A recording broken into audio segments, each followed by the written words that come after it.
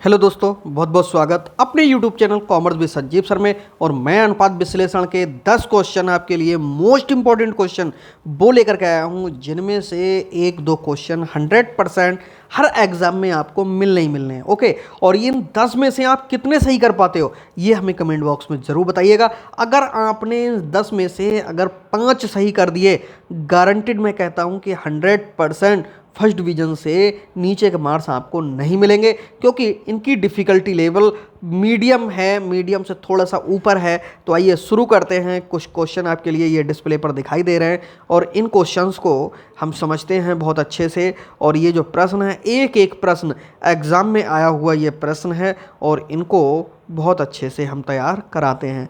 आप कोशिश कीजिए कि इनके आंसर कौन से होंगे, ये अपना सही से तुक्का लगाने का। ओके, तो पहला क्वेश्चन है, संचालन निष्पादन का सर्वश्रेष्ठ मापन उस प्रत्याय दर से किया जाता है जो, ये 4 ऑप्शन है, कुल संपत्ति पर हो, स्थायी संपत्ति पर हो, अंशधारी इक्विटी पर हो और इनमें से कोई नहीं।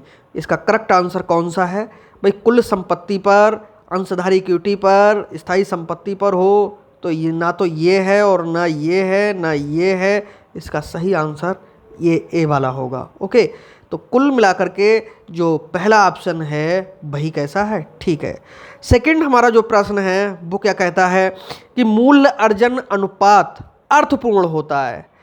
मूल्य अर्जन अनुपात अर्थपूर्ण होता है। इसको हम प्राइस अर्निंग रेशो भी कहते हैं, यानी price earning ratio is useful to, किसके लिए यूज़फुल होता है भाई? अल्पकालीन लेनदारों के लिए, अंशों में विनियोक्ताओं के लिए, ऋणपत्र धारियों के लिए और उपयुक्त सभी के लिए। भाई ऋणपत्र धारियों के लिए तो नहीं होता है, जब एक नहीं होता है तो सभी वाला भी गायब हुआ। इसी तरह से आप जो है चॉइस किया करो। और अल्पकालीन लेनदारों के लिए क्यों होगा? वो तो अल्पकाल के लिए हैं, कम समय के लिए। इस तरह से क्वेश्चन बी बचता है, तो यही वाला ऑप्शन 100% कैसा होगा? करेक्ट होगा। तीसरा क्वेश्चन हमारा आता है कि चल अनुपात को कभी कभी कहते हैं। कभी कभी का मतलब है कि वैसे उसका नाम नहीं है, लेकिन उसको जाना जाता है एक और नाम से भी।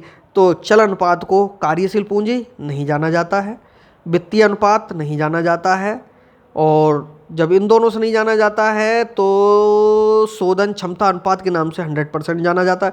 यही है, बहुत इंपॉर्टेंट है, शोधन क्षमता अनुपात के नाम से ही इसको जाना जाता है। ठीक है, तो शोधन क्षमता अनुपात ही इसका आंसर कैसा होगा? करेक्ट होगा। नेक्स्ट है, ये थोड़ा सा क्वेश्चन कटा हुआ है कि जब ऋणपत्र व पूर्वाधिकार अंशों की तुलना में सम अंश पूंजी अधिक होती है। पहले सुनेंगे, जब ऋणपत्र व पूर्वाधिकार अंशों की तुलना में सम अंश पूंजी अधिक होती है तो पूंजी संरचना को कहते हैं। यहाँ पर थोड़ा सा छुपा कट गया है, पूंजी संरचना शब्द छुपा हुआ है। पूंजी संरचना को कहते हैं भाई, क्या कहते हैं? उच्च दंतीकृत कहते हैं, नीचा दंतीकृत कहते हैं, समान दंतीकृत कहते हैं, इनमें से कोई कहते हैं, कोई नहीं है। तो कौन सा है आप लगा के कोशिश कीजिए, और टाइम बर्बाद नहीं करेंगे हम ज़्यादा, आपके अनुसार चलो जो भी रहा हो, लेकिन सही इसका करेक्ट आंसर बी रहेगा इसका। ओके, तो सही आंसर इसका बी है। और अगला क्वेश्चन देखते हैं। एक नीचा स्कंद आवर्त सूचक है। एक नीचा स्कंद आवर्त सूचक है, किस बात का सूचक है? एक नीचा स्कंद आवर्त सूचक ए ऑप्शन है, स्कंद में अति विनियोग का। बिल्कुल सही है, यही वाला सही है। एकाधिकार की स्थिति का? जी नहीं। और शोधन स्थिति का भी नहीं, इनमें से कोई नहीं का नहीं। तो पहला आंसर इसका कैसा है? करेक्ट है, एकदम 100% करेक्ट है। अगला है, एक नीचा स्वामित्व अनुपात सूचक है, किस बात का सूचक है भाई? एक नीचा स्वामित्व अनुपात जो सूचक है तो वो किसका सूचक है? अति व्यापार का? बिल्कुल सूचक है। अल्प व्यापार का? जी नहीं। और इनमें से कोई नहीं, और इनमें से कोई नहीं, ये एक गलत हमारे महोदय ने छाप दिया है, तो माफ़ी चाहेंगे आपसे क्योंकि जल्दबाजी की होगी। तो इसका सही आंसर कौन सा है? ए है। नेक्स्ट है, पुस्तकीय ऋणों से वसूली, और इसके ऑप्शन यहाँ पर कितने? 2 दिख रहे हैं। तो इसका भी हम आपको बता दें, पुस्तकीय ऋणों से वसूली का जो होता है चल अनुपात पर कोई प्रभाव नहीं डालती है ये। तो इसका ऑप्शन ये सी छुपा हुआ है।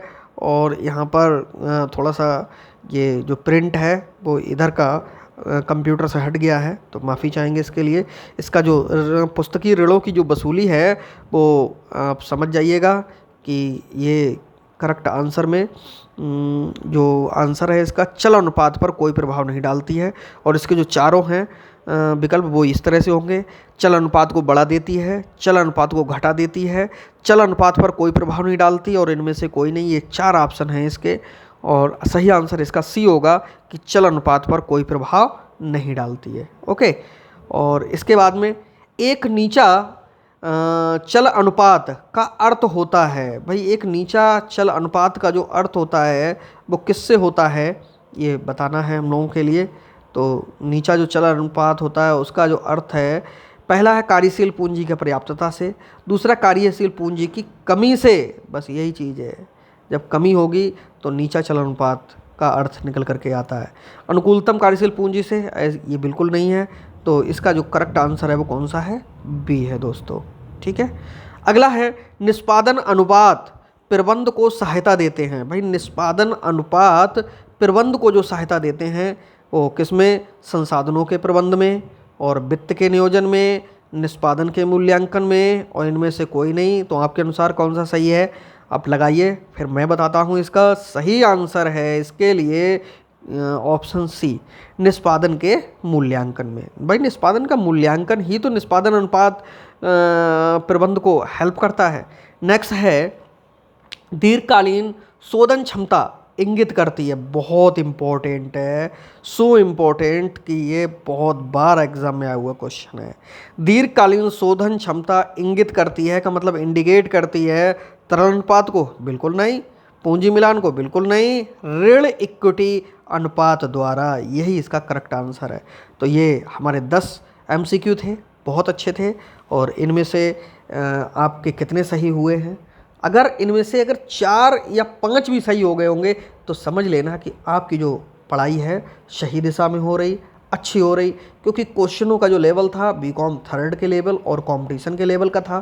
तो मिलते हैं नेक्स्ट वीडियो में, तब तक के लिए बाय बाय। और देखते रहें हमारी MCQ सीरीज़, और चैनल को हो सके तो ज़रूर सब्सक्राइब कीजिएगा और वीडियो को भी लाइक कर दीजिएगा।